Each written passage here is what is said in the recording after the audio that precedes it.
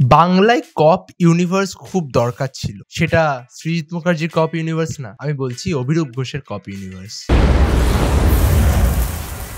High guys, welcome back to another video of reviews করা তোমার সাথে আমি রিভিউ। তো আজকে আমরা রিভিউ করতে চলেছি মৃগয়া বলে একটা সিনেমা বেরিয়েছে হলে, যেটা আমাদের রিভিউ কমিউনিটির অরিত্র দাস স্ক্রিন প্লে লিখেছেন। আমার এই সিনেমাটা আমি আজকে দেখে আসলাম, আমার কেমন লাগলো। অনেকদিন পর আমি বাংলা সিনেমাতে মজা পেলাম। লাস্ট সেই পাটালিগঞ্জের পুতুল খেলাতে আমি মজা পেয়েছিলাম, হেসেছিলাম। এই সিনেমাটা যেন অনেকদিন পর কমার্শিয়াল সিনেমা হিসেবে আমি রিপ্রেজেন্ট করলো নিজেকে, এবং সেটাতে আমি মজা পেলাম, হাততালি দিলাম, সিটি মারলাম, এবং সেখানে গল্পও ছিল, মজা ছিল, হাসি ছিল, ঠাট্টা ছিল, একটা ওভার দ্য টপ অ্যাকশন ছিল, স্টাইলাইজ একটা ব্যাপার ছিল, সিনেমাটোগ্রাফিটা আমার অন্যরকম ছিল। তো আমার বেশ বেশ সুন্দর লেগেছে। কিন্তু সিনেমাটার স্টোরিটা যদি আমি একটু করে বলি, সিনেমাটা হচ্ছে 4টে কপকে নিয়ে, এবং তারা একটা হান্টে বেরোবে।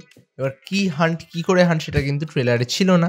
তো সেটা নিয়েই হচ্ছে গল্পটা, এবং কে কি করেছে সেটা জানতে হলে আপনাদের নিকটবর্তী সিনেমা হলে গিয়ে দেখতে হবে। সিনেমাটার মধ্যে কি কি ফ্যাক্টর ওয়ার্ক করছে বা কি কি ফ্যাক্টর আমার খুব ভালো লেগেছে, সেটা ফার্স্টলি যেটা বলবো যে কমার্শিয়াল সিনেমা কিন্তু আমাদের ব্যাকবোন বলতে পারো বেঙ্গল ইন্ডাস্ট্রি।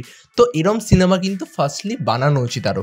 আর অভিরূপ ঘোষের কিন্তু অনেকদিন ডিউ ছিল এই রেসপেক্টটা।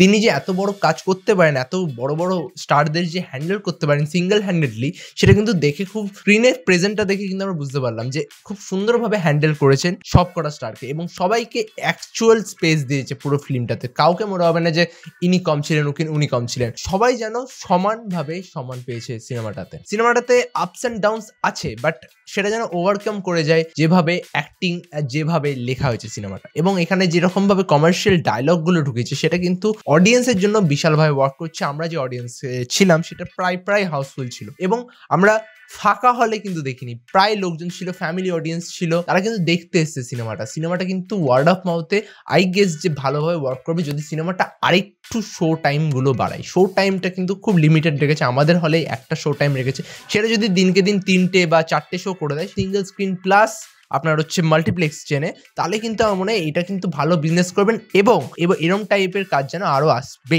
এবং কমার্শিয়াল সিনেমার যে মেন যে ব্যাপারটা, যে রহস্যময়টা ছিল, সেটা কিন্তু আমি অনেকদিন পর ব্যাক পেলাম। যেন মনে হলো 2011 থেকে 15 যে সালে যেরকম কমার্শিয়াল সিনেমা হতো, মার ধার অ্যাকশন, সেরকম একটা গল্প যেন আমি পেলাম অনেকদিন পর। সেখানে স্লো মোশন শট ঢুকছে, সেখানে পেছনে একটা বাম্পার একটা বিজিএম চলছে, একটা over the top action, over the top entry, over the top nuances চলছে, সেটা কিন্তু দেখতে খুব ভালো লাগছে। এবার যদি আমরা কথা বলি যে অ্যাক্টিং কেমন ছিল, অ্যাক্টিং ওয়াইজ কিন্তু বিক্রম চ্যাটার্জি, এবং যার কথা আমি না বলে পারবো না, সেটা হচ্ছে ঋত্বিক চক্রবর্তী। আপনারা হয়তো ঋত্বিক দাকে পাখিটা ব্যক্তিগত বা নগর কীর্তন বা শব্দ এইসব সিনেমা বা রিসেন্ট টাইমে জ্যৈষ্ঠপুত্র বা এর আগের টাইমে গোড়া এরকম টাইপের ক্যারেক্টারে দেখেছেন। বাট আমার মনে হয় নতুন ঋত্বিক চক্রবর্তীকে আমি মনে হয় আজকে দেখলাম, যেখানে কিন্তু দেখে আমি বেশ অবাক এবং খুব ভালোবেসে ফেলেছি ক্যারেক্টারটাকে। এবং ওই লোকটা যখনই ফ্রেমে আসছিল, যখনই স্ক্রিনে আসছিল, যেন একটা আলাদা হাসি, আলাদা একটা মন থেকে কিন্তু বেশ মজা আসছিল। এবং তিনি যে তার কমার্শিয়ালনেসটা এরমভাবে ফেরত আনবে সেটা কিন্তু এক্সপেক্ট ছিল না, আর এইটা আমি দেখে কিন্তু বেশ অবাক হয়েছি।